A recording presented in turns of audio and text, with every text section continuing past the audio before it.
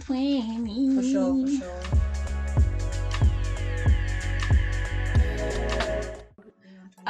What else can we leave on 2020? I haven't seen any crazy makeup trends. We usually like, remember like in 2018, 2019, there was like some crazy makeup trends, but I haven't seen any, or maybe I've been too busy not. No, I think really noticing them. People have gone more natural. True. The whole I don't know. Look, nude type of thing. But I wouldn't say it's just because people are at home. But I think people are just trying to value themselves better, because I don't know if you realize this, but I've realized that 2020 has brought so many reveals. Like, it's revealed the inside of many people. Like, it's put you in a position where you can't fake it anymore.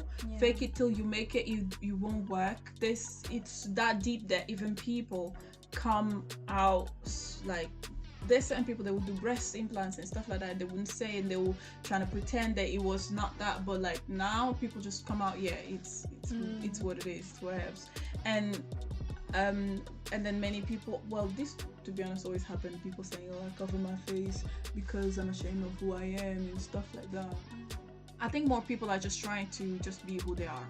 And if makeup makes them feel comfortable, they preferring natural looks. If I'm wrong, guys, I mean, let me know. But I've realized that people are doing a lot of more natural looks, and a lot of more like, this is me at home, with no makeup at all. Like, even though they have black spots and insecurity, but people are more willing to just be like, yo, he's like, we are all in the same situation. Yeah, guys, we didn't put no makeup on. We in our pajamas. And with lip gloss, actually. Lip gloss. Yeah, this is just fake lashes because we were just happy in it. I don't know, we're not going anywhere. But there's situations that happen in 2020 that we would say that, oh, let's leave this in this year. But the thing is that only now we are being aware of the scale of certain things. Right now, I would leave cancel culture in 2020. Yeah, for sure, because like that thing, like, they're not even consistent though, because it's like people keep picking and choosing who to cancel and who to not. Like, for example, like when it comes to like people's favorite rappers, like, even if they do something wrong, they get away with it because their favorite rapper isn't about someone else. Oh, cancel him. Oh my days, what happened to Wiley? That was they canceled Wiley on Twitter, but then there was this other famous person who was saying the "oh my, that's the racist thing," and they didn't want to block him. Still on Twitter. Oh no, they blocked him, but he went to another app. Where people I thought you were talking about that lady. No, not not her. It's a male. There's another male. He was being racist online and he was taken off Twitter. But he went to another app and he was like, oh, it's okay, they cancel me off Twitter, but this app here is better or whatever. And it's just like, people are rude, senseless. Like, how can you not see that being racist is wrong?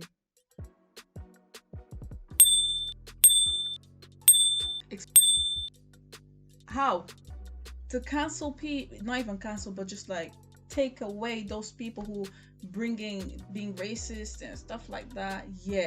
Okay, I get you. But when people give like small opinions that it's not agreeing with you, that doesn't mean cancel them. Do you get what I mean? And we can't go around canceling everybody, you understand, because you don't know what they're coming off from, and even if you knew, why cancel people? This is not like computer delete. Even though she's not online, she still exists. Are you gonna go and shoot? It don't make no sense. You get me? Like, cancel culture has to definitely stay behind. What has to stay behind? Fake Christianity. Please. Christians who go clubbing, please, need to stay in 2020. Please. This is, y'all already know the year is going mad and Jesus Christ coming back, whether you agree, whether you don't, it still don't stop him. So if you know you're doing a madness right now, repent, my friend, repent, because he might be, we might not have time, like, for reals. we're both Christians, y'all already know. But we don't really share much about our faith here, really. But in reality, like, we need to leave all the madness, all the craziness that is not related to the Lord and to what we believe in Him, like, behind, because you gotta be about what you say you are. We all make mistakes, and we understand that mistakes is different from purposefully doing it, you know. And at that moment, you're not pleasing God, and you are just outside, and all these blessings, all these promises that He has for you, you will never reach them if you are there. Like, we cannot be here and say that we were never there. Lukewarm, let's call it lukewarm Christians, in it. Like, not everyone been there, but certain people's been there before. But when you realize that you are there, and when people are telling you, do the most to leave it, you know. That's where we are right now. It's a time of like repentance, of a time of like letting go of that and just being clean with God, because right now you don't know when the bell is gonna ring. No, trumpet, sorry. So just really like try and walk. Fake Christianity, stay behind. Lukewarmness, stay behind. All is like gonna block off. Sin, block. Satan, block. Fiction, block. Fake prophets, block. Fake pastors, block. Block off. Everything, block off. You get me? I think if we all just start reading, like, well, for them, for anyone that calls themselves a Christian, or anyone that is is a true follower of Christ, I think if we all maybe read the Bible more, then we'll know a lot of these things that what we're doing out here is not correct. So I think what we can do for 2021 is, like, all of us, no matter how good you think you are in front of God's eyes or anything like that, we need to read the Bible more, that's for sure. Yes. That's the only place, like, that's the source, like, for all our problems and situations. And you know, one thing that I struggled about before, it's like how it says in the Bible, faith comes by hearing, and hearing the word of God. And I was thinking, like, okay, I'm listening to my preachers and stuff like that, and I'm sharing in Bible study. What's the difference? But when you actually go to the Bible and read by yourself, and God highlights it to you through perhaps other preachings, or just even you reading the word and an experience that you have, you will see, like, it will definitely, like, bump up your faith. But you have to go with expectation, with hope that things will change, you know, because if you're going on something already moody, you definitely will not go right, because you are already expecting it to make you fail. So don't expect to succeed when you expect the opposite, you know. You go with the hopes of what you want. So if you want no success, then that's what you're gonna get, isn't it? So I really incentivate, if you really are a true Christian, or if you're not and you really want to be a true Christian, just read the word. Like, secret place, be in the secret place, because it's not going to be about what you do for God, you know, your good deeds, but it's going to be about, do you have Him? Because you can have God and, you know, do something wrong, and He will forgive you, because he knows you, you know that, like in that verse that many of us know, even non-Christians know, there in the last day He will say, oh Lord, but I did this, I prophesied for you, etc. And He'll say, I didn't know you. It's about knowing Him. It's about being with Him, being in the secret place. So that's what we rave about right here. So all fakeness, block off. Stays in 2020. 2021, we gotta do better. So absolute better. Because like these kids who were, like, obviously looking up to, like, us. On the days we're like, oh no. Oh, don't even talk about that. Damn, I always forget my age. I'm at that time that I forget I'm 20. I'm 22. And I literally, no kidding, I was in an interview and I had to search for how old I was, which is a shame, but I don't want to grow anymore. In age. Stop. Smart. But yeah, like the kids who are, like, obviously, like, the next generation, they're, like, looking up to us, like, so we need to do better in it. So, like, we need to show them, like, we can behave and stuff. Yo, Yo, you even saying that just reminded me of something. Adults don't know what the heck they're doing. They're just trying. It's funny because like when I was younger and I look at like people my age now, I used to think, oh, you got it. They gotta figure it out. Like literally, like I actually remember I used to say, I wish I was them. You know what I mean? Because now that I'm in the age, I'm just like. They were just trying. It was like a trial. Things were different. Like it was a trial and error situation. Like a lot of adults, we just And then to be honest, as I'm growing older, and you know the whole idea of I want to be a mother and stuff. One thing I absolutely love to do is watch documentaries and check people's lives, not like in a sense of a creep, but more in a sense to like learn with them. And I've been observing more like my mother and other children, and then rethinking how I used to behave as a child. And it just made me think like all these times of me pointing fingers at my mom, but she's just figuring it out. You know, we are not. There is no book that you can receive to say this is how you parent. To be an adult. This is not how. This is how to be an adult. We just grow, and certain things we just know as we grow. Actually, our mindsets start changing, guys. Certain things that used to excite us when we were a child, it does not excite us anymore. You know, and then one thing with the parents thing that I realized is that us as kids, as you know, teenagers, we give so much headache to our parents for things that they're just trying to figure out, you know, and we don't understand how they're struggling to make ends meet. And for us, it's like they should have had everything figured out. You know, mom, you should have already had your degree, so leave me. Mom, you should have already had this. You should have worked this. But then they have their struggles. They have the way they think and stuff, and it doesn't go right all the time. And it's hard. But then as more as you grow, you realize things that you couldn't see before. And adulting, I don't know about adulting.